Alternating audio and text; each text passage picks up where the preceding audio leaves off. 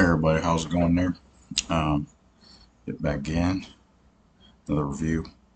Uh, if you would for me, please like, comment, subscribe, all the good stuff down at the bottom.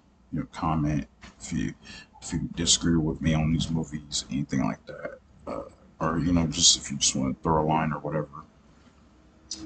So uh, I'm actually going to should keep forgetting my Wikipedia open because I'm going to be really honest with you. I don't know any of the actors in this movie. The movie I'm talking about is the first Omen. So yeah. All right. So this is the first Omen. Uh, so this was, if I believe, this was written and this was directed by what's her name, Arkasha Stevenson. I never heard this director before, but she, I don't know what else she did. Okay, she directed some episodes of Legion, Fire Patch, and she did the third season of Day Zero or Channel Zero. So okay, so this is her directorial debut. It's her first movie. Wow. Okay, so it's Arkasha Stevenson. Like so, she wrote the screenplay. She directed the movie. Um, and the only actor I really know in here like that is Bill Nye. He's the only guy I know in here. Uh, so Neil Tiger Free. She basically, um, she basically uh, is brought in as like this. Basically this nun who's getting her basically her it's like an upgrade from a nun. Pretty much she's getting her veil, so they they say she's so like they pulled her in from another state and told her to and she moves to France, moves to Italy, France. And it's actually during uh the riots, because the riots is going on in the background pretty much back in 1971, because takes place in France in 1971. And uh, and there's this girl that they have at the church, and they believe she's basically the the mother of the Antichrist. So she's supposed to give birth to the Antichrist. And now, y'all, the thing. So this is actually the prequel to the original Omen. So this is not like this is supposed to be a remake to the Omen, but it's like a prequel. And what I really actually like about this is they didn't just remake the old movie. Um, this is actually usually like when I hear like remakes are coming out and stuff like that. I'm not the biggest fan of remakes like that. Like I'll watch them anyway, but I don't expect them to usually be that good, or I usually expect them to pale in comparison to the original. And I don't know. This one surprised me, man. I will say this movie surprised me. It's actually pretty good. Uh, the the performances are there. Honestly, this is really well put together. Like I really like how it's like how it's filtered or how it's shot. Basically, it kind of looks like it takes place back in that period, and I do like those vintage pieces where it actually shows like how that time period was. This is back in the early '70s, so you're getting this early '70s France, so you're getting that look of like early '70s France. And Akasha Stevenson, she did a pretty good job of just like putting like just making this, just making it her own thing.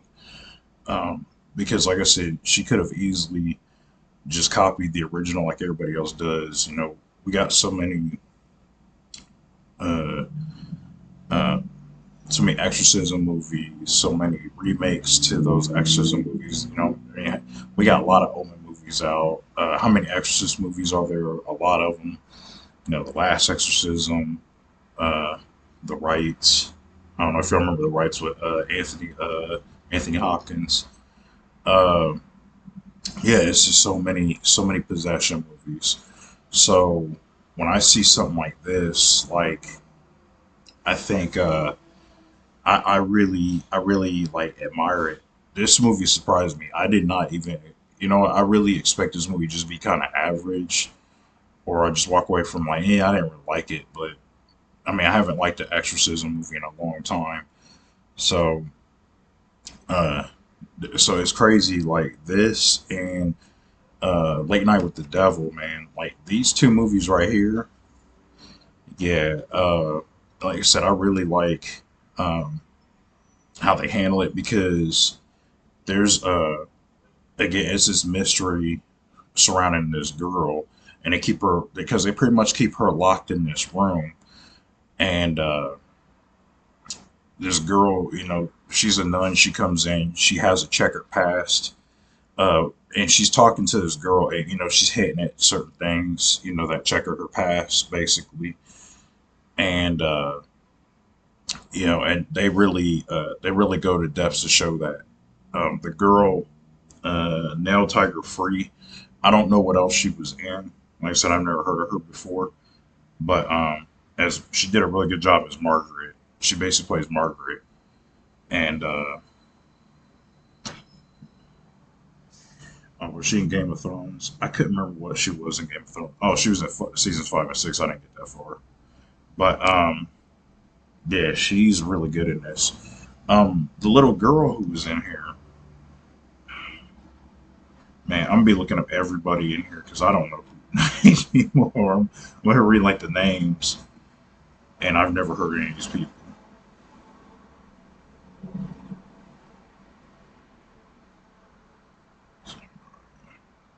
I'm trying to remember who that little girl was too.